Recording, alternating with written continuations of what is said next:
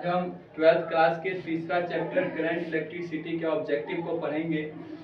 इसमें सबसे पहला क्वेश्चन है 10 एम्पियर वाले तार की लंबाई को खींचकर उसकी लंबाई को 3 गुना कर दिया जाता है तो तार का नया प्रतिरोध क्या होगा। देखो इसमें दो टाइप का क्वेश्चन पूछता है। यदि लंबाई को खींचकर 2 गुना किया जाए तो लंबाई यदि 2 गुना करता है तो स्क्वायर करेंगे, ठीक है, और आर ये फॉर्मूला का यूज करेंगे। यदि क्षेत्रफल को कहता है तो 1/a² और r का यूज करते हैं। अब इसमें लंबाई को कह रहा है 3 गुना करने के लिए, अब 3 देंगे, 3 का स्क्वायर और r कितना है क्वेश्चन में 10 ओम, तो 10 यहाँ देंगे तो 3 तिया 9 और 10 कितना हो जाएगा 90।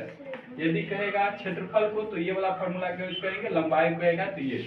दूसरा है किरचॉफ के प्रथम नियम आधारित है। किरचॉफ का पहला नियम जो है आवेश संरक्षण सिद्धांत का पालन करता है, इसको करंट लॉ या जंक्शन लॉ भी बोलते हैं। किरचॉफ का द्वितीय नियम है, यह ऊर्जा संरक्षण सिद्धांत का पालन करता है, इसे वोल्टेज लॉ या लूप लॉ कहते हैं।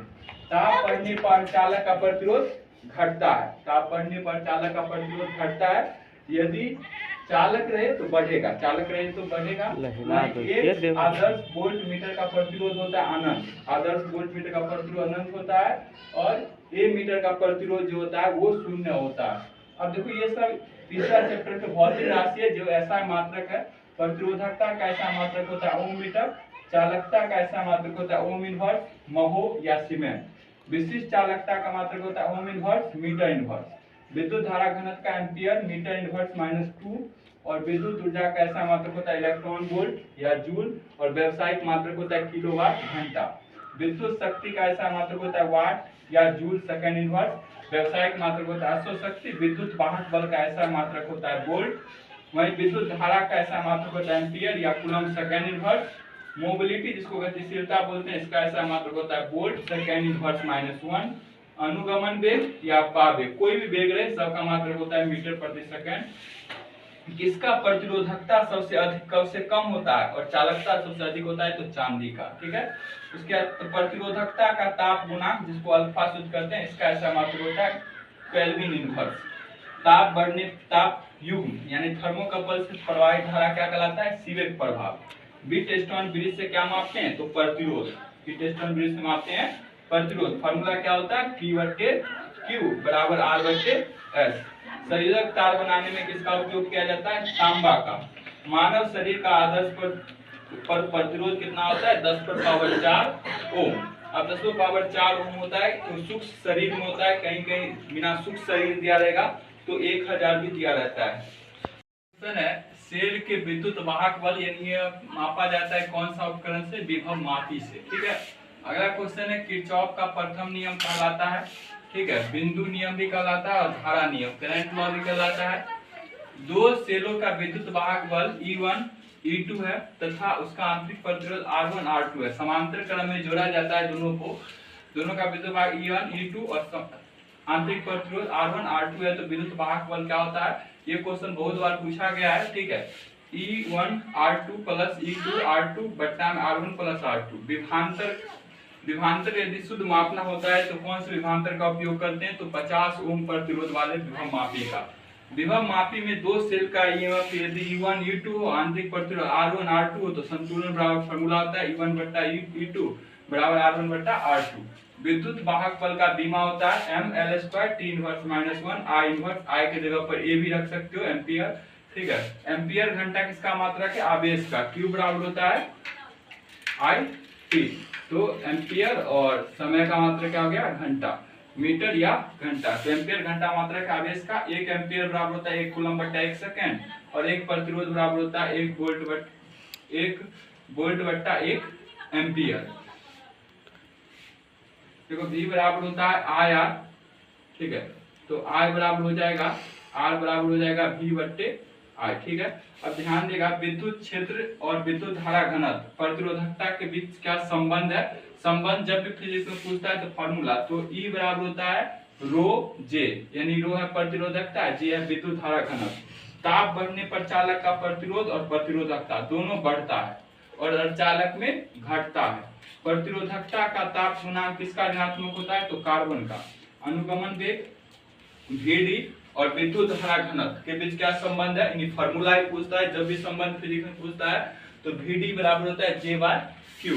अगला क्वेश्चन है सिल्वर का प्रतिरोधकता कितना होता है 1.6 × 10⁻⁸ ओम मीटर। अगला क्वेश्चन है कृत्रिम प्रतिरोध का जो है ट्रिक याद रखना है कलर का बुला न पिहनी बैठी शर्मा उठे सुंदर चांदी। का से होता है काला, यानी पहला कलर कोड होता है काला, दूसरा होता है भूला, ला से लाल, ना से नारंगी, पी से पीला, हरा, नीला, बै से होता है बैगनी, ठीक है मतलब कुछ में होता है, स से होता है सफेद, उ से होता है स से होता है सुनहरा, स से हो गया स्लेटी, ठीक है, उ से उजला, सु से सुनहरा, चा से चांदनी रंग का, ठीक है।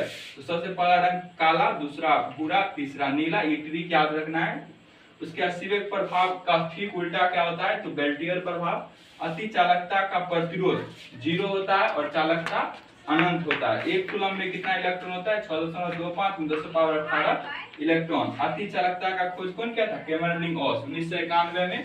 और अति चालकता का सिद्धांत जॉन बार्डिन दिया था, ठीक है। पारा का अति चालकता कितना होता है 3.8 के या कहीं कहीं 3.5 के भी देता है। क्रांतिक ताप पर चालक कार्य करता है अति चालक के भांति।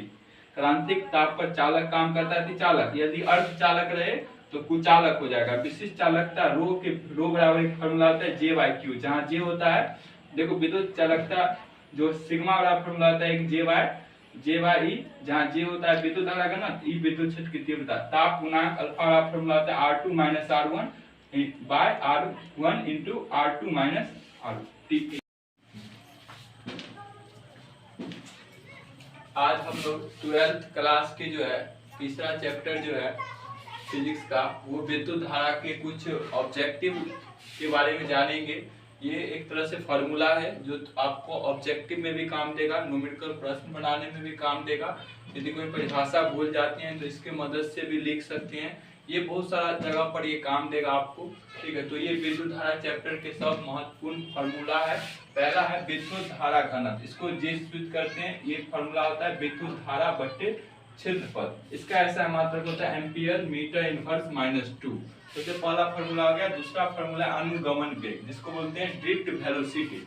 इसका फॉर्मूला होता है I/NEA। N होता है नंबर ऑफ इलेक्ट्रॉन प्रोटॉन की संख्या, और ये होता है इलेक्ट्रॉन पर आवेश, ये होता है क्षेत्रफल।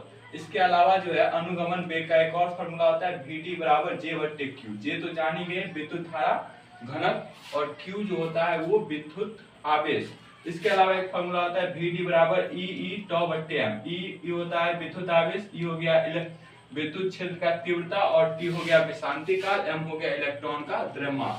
चालकता बराबर फॉर्मूला होता है 1 प्रतिरोध, ठीक है। चालकता को G से सूचित किया जाता है, और इसका ऐसा मात्रक होता है ओम इनवर्स होता है, महू होता है, सीमेन होता है। विशिष्ट चालकता को डेल से सूचित करते हैं, इसका फॉर्मूला होता है 1 प्रतिरोधकता निरो, ठीक है। इसका ऐसा मात्रक ओम इनवर्स मीटर इनवर्स होता है। प्रतिरोध बराबर होता है विद्युत विभव बट्टे विद्युत धारा। गतिशीलता, इसको मोबिलिटी बोलते हैं, बराबर फॉर्मूला होता है ड्रिफ्ट वेलोसिटी बट्टे विद्युत क्षेत्र का तीव्रता।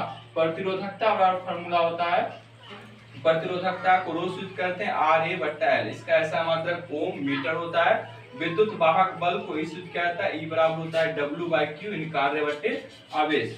इसके अलावा विद्युत वाहक बल बराबर फॉर्मूला होता है V+I। अब V+I, यहाँ विद्युत वाहक बल को सूचित किया जाता है। V है टर्मिनल वोल्टता, और I है R है आंतरिक प्रतिरोध। आंतरिक प्रतिरोध बराबर फॉर्मूला होता है E-V/R। इसी फॉर्मूला से ये दो फॉर्मूला बना हुआ। अब देखो बराबर किस पर, यांत्रिक प्रतिरोध R को इधर छोड़ देते हैं, बराबर के इस पर क्या है प्लस में, इधर आएगा तो माइनस में, और R के साथ क्या है ये I गुना में, इधर आएगा तो भाग में। अब टर्मिनल वोल्ट यानी V बराबर क्या हो जाएगा, ये बराबर किस पर +IR, और ये बराबर किस पर आएगा, क्या हो जाएगा -IR, ठीक है। और मीटर ब्रिज में अज्ञात प्रतिरोध बराबर होता है R × 100 - L/L। विद्युत शक्ति बराबर होता है विद्युत ऊर्जा की क्षय समय, ठीक है। उसके बाद है विद्युत ऊर्जा बराबर एक और विद्युत ऊर्जा बराबर फॉर्मूला होता है I²RT। विद्युत शक्ति का एक और फॉर्मूला होता है P = VI, यानी विद्युत विभव विद्युत धारा P = I²R।